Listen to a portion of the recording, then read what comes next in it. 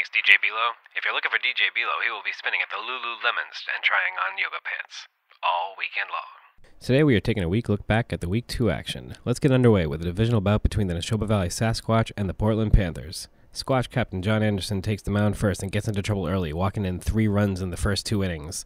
Anderson seemed to settle down in the second inning, but pulled himself after the third in order of Dave O'Grady. Rumors of injury are circling around the club, which could spell disaster for the Squatch in this young season. Anderson leaves the game after giving up 3 hits, 5 walks, and 7 Ks. O'Grady closes out the game without allowing a single run and gaining all outs by way of strikeout. The damage was already done, however, as Cone Coleman remains perfect for the Panthers, keeping an ERA of 0.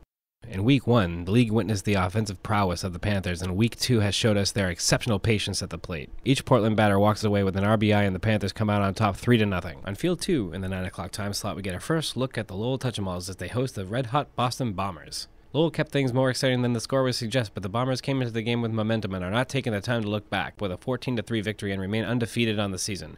Boston management has to be pleased with their relief pitcher Jeremy Ellis as he records only 2 earned runs in the victory. Boston bats were going into this one as they get a season-high 12 hits in the effort, including a triple for each pair. Sources close to the team claim Phil Nails Naylor will suit up for the first time coming this week. If Naylor is able to keep up with Ellis and Amadon at the plate, then Boston will be able to rival the Panthers' offensive when they match up in Week 4. The Touch-em-alls don't walk away empty-handed in their loss. Standard GM and proven slugger Kirk Montbleu smashes the franchise's first home run, which may also be the only dinger this awkward field will see all season. The Touch-em-alls close out their doubleheader with the Buttertongues at 10. This game kept all its action at the plate as the team combined for 23 hits and 13 runs.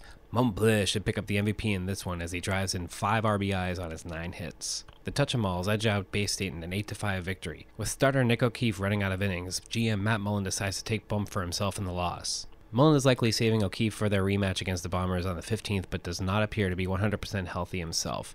Mullen, being the backup pitcher of 3-time champions, had an unusual outing, allowing all 8 runs. Matt showed up Week 1 with an elbow brace, and after this game you have to wonder how the Tongues will fare until he is able to heal up. Lowell holds their head high after the victory, but still suffer from attendance issues. Ed Mancini, who was pulled from free agency just a few weeks ago, was able to save the Touch-em-all from 2 forfeits in Week 2 by being the only second Touch-em-all player we've seen to date. Mancini is not just a warm body, however, as he provides 5 hits and 3 RBIs in this late matchup. Our last game of the evening pits Mike Taft and the Burlington Blaze against Dave O'Grady and the Neshoba Valley Sasquatch. The game was close all the way through, with both teams inconsistent at the plate. Neshoba gains the first lead of the game with Dave O'Grady's RBI and the Squatch's first run of the season, but the late-night heroics came from veteran Patrick Coop Keating. Coop puts the first home run of his career into the books, and it couldn't have happened at a better time for Coach Mike Taft. Coop blasts this extra inning walk-off to earn the victory and returns to the embrace of his jubilant team.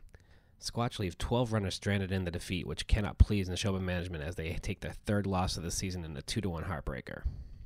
Mike Taft seems to have emerged as the Burlington Blaze's #1 pitcher with a .83 ERA after 6 innings. Although Coop has the team's only home run of the season, Mike Houle sports Burlington's best batting average at a healthy .400, and the team as a whole appear to have found their stride.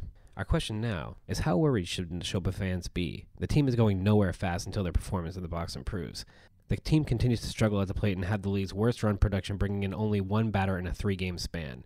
To further complicate things, there are reports of coach, GM, and starting pitcher John Anderson's battling an injury. Dave O'Grady, who proved himself a worthy #2 starter for the squad, may also land on the DL. Each division has its own powerhouse emerging in these early weeks. Both the Boston Bombers and the Portland Panthers sport an impressive 3-0 record with no signs of slowing. Let's take a closer look in this week's spotlight. The Boston Bombers have been operating as a 2-man squad since the season's start. The 1-2 punch comes in the form of Captain Colin Amadon and this year's #1 overall pick, Jeremy Ellis. The team's offense is second only to the other current #1 seed, the Panthers. The team currently holds a .342 on-base percentage and a league-leading 24 hits. What has been truly special about this team is their run prevention. Amadon, who is known to have control issues in the past, has benefited from the league's pitching speed limit. With his focus on pitch movement and control, Amadon is working his way towards a Cy Young type of season as arguably the best pitcher in the league today. The Bombers' current #2 pitcher, Jeremy Ellis, has held his own and helped push Boston to their undefeated record. Ellis, who could be defined as a contact hitter, has been working the count well and fielding almost everything driven in his direction. The Bombers are clearly the team to beat in the Bones division today. On the other side of the league, the Portland Panthers have become the definition of dominance. Captain and starting pitcher Malcolm Cone Coleman has positioned just slightly behind Colin Amadon in the league's pitching standings. Malcolm appears to have options as far as his number 2 pitcher is concerned. Both Kevin Peabody and Matt Clifford have showed promise on the mound and will both likely be used as the season progresses. What is truly outstanding and almost unbelievable are the Panthers' batting numbers. Cone Coleman is one of 3 players in the league with a home run under his belt, and the team is just one shy of the Bombers' league-leading 24 hits. The Panthers' patience has earned them 37 walks on the season, which forces teams to beat them from the mound and in the box. Portland shows no signs of giving up on the division and have their eyes set on their first-round bye in the playoffs. These 2 Goliaths will meet up in Week 4 in what could end up being the game of the year. Looking ahead to Week 3 action, Jade Lakasha has your Tuesday night turf war schedule. In the 9 o'clock time slot, we have 2 Week 1 rematches. The Burlington Blaze look to redeem themselves after the shellacking they took in the first-round matchup with the division-leading Portland Panthers.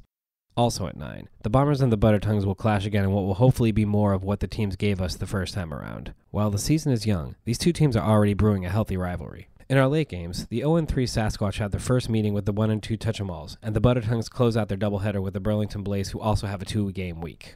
With this week's games rapidly approaching, let's have a look back at the injury report. Neshoba Valley Sasquatch are the most banged-up team heading into Week 3. Both Anderson and O'Grady are listed as questionable, which leaves a gaping hole in their pitching lineup. O'Grady and Anderson also hold the team's 2 best batting averages, which could lead to more trouble at the plate. Buttertongue captain Matt Mullen has been working through elbow issues since the start of the season, but after last week's loss, it looks like he may be farther off than the report suggested. Mullen, too, is listed as questionable, but is likely to appear at least in their 9 o'clock tilt against the division rival Boston Bombers. Week 3 is upon us, so get your bets in and be sure to check back with us here, this time next week, on This Week's Junk. Fuck you. Fuck you. Fuck. For. Sup, assholes. Fuck.